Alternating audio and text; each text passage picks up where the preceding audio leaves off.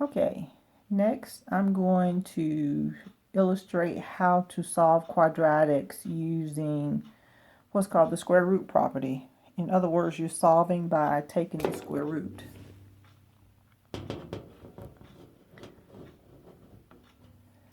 To solve quadratic equations, you can take the square root of both sides.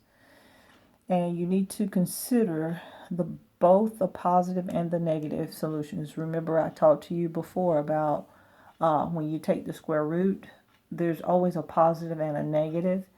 But we only deal with the positive when we're just talking about the square root of a number. Like the square root of 4 is 2. But when we're solving an equation, we want both solutions. I want both the positive and the negative, because if I take the square root of 4, I can also square 4 and I can also square negative 2. And we want both those answers this time because we're solving an equation.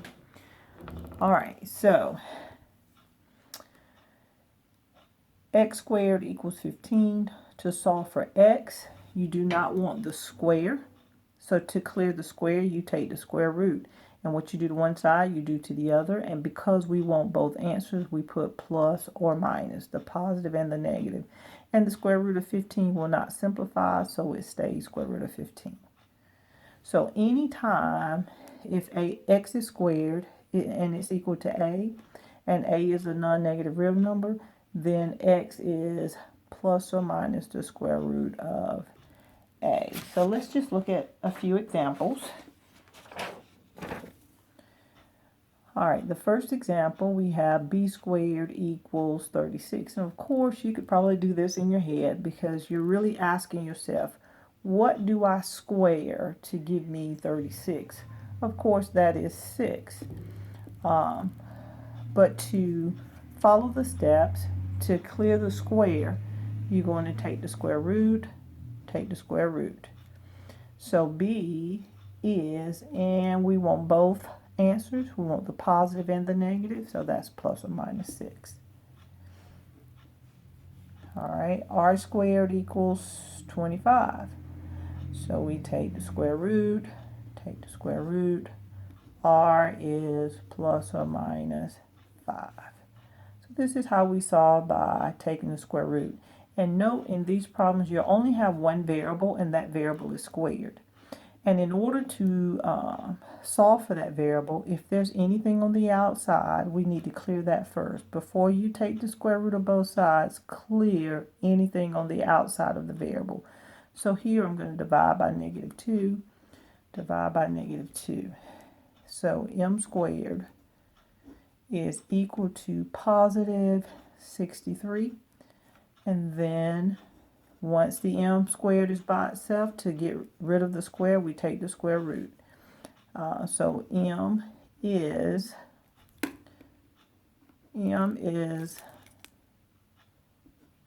plus or minus. Now, the square root of 63 is not perfect, but we can simplify it. Remember, do the tree.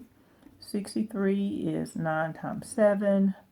9 is 3 times 3. You have a pair of 3's.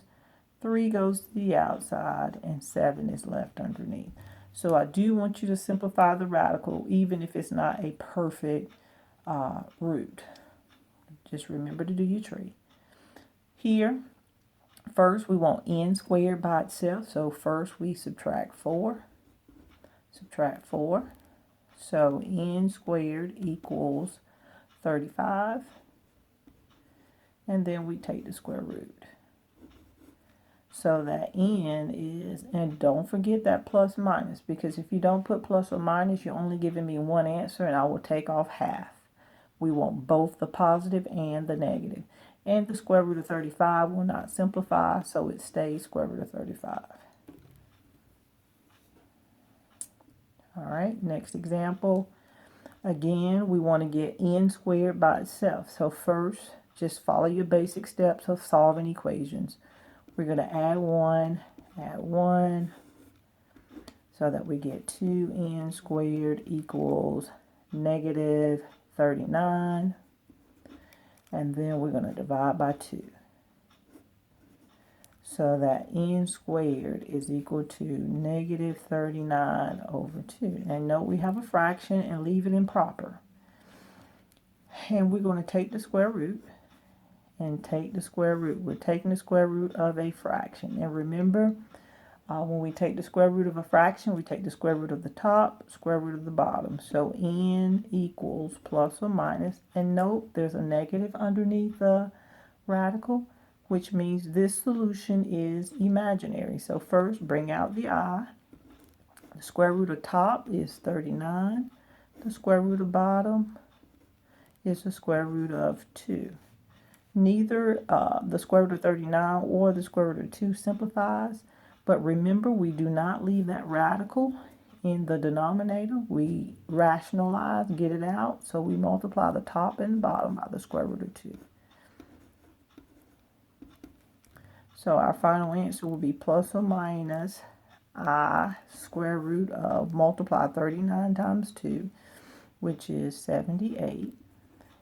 And then now the bottom is perfect now. That's the square root of 4, which is 2. All right. Next example. Again, you want to clear everything that's on the outside of that variable squared. So I'm going to add 6. Add 6. That leaves me with negative 5x squared equals negative 50. Divide by negative 5. So x squared equals 10. Take the square root, take the square root. X is plus or minus, and the square root of 10 will not simplify, so it's plus or minus the square root of 10. Next example, we're going to add 4, 2p squared equals negative 6, divide by 2,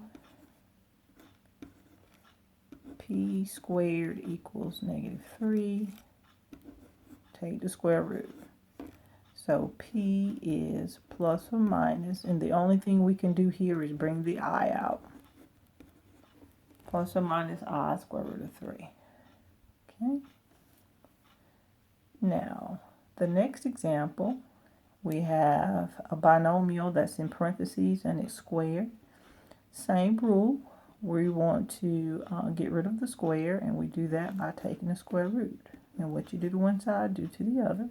So when I take the square root, that leaves me with just x minus 3 equals, and please put plus or minus. Anytime you take the square root, we'll do the positive and the negative. The square root of 16 is positive 4 or negative 4.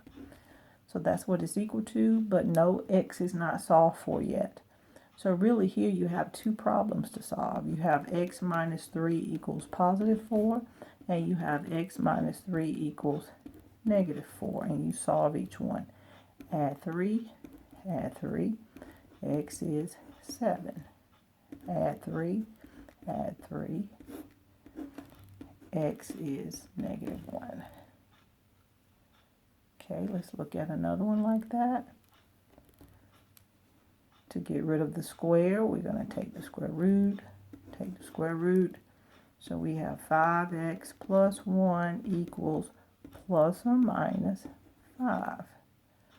And then again, we have like two equations to solve, because 5x plus 1 is equal to positive 5. 5x plus 1 is equal to negative 5. And then solve each. Subtract 1. 5x is equal to 4. Divide by 5. X is equal to 4/5. Subtract 1. 5x equals negative 6. Divide by 5. X equals negative 6/5. All right.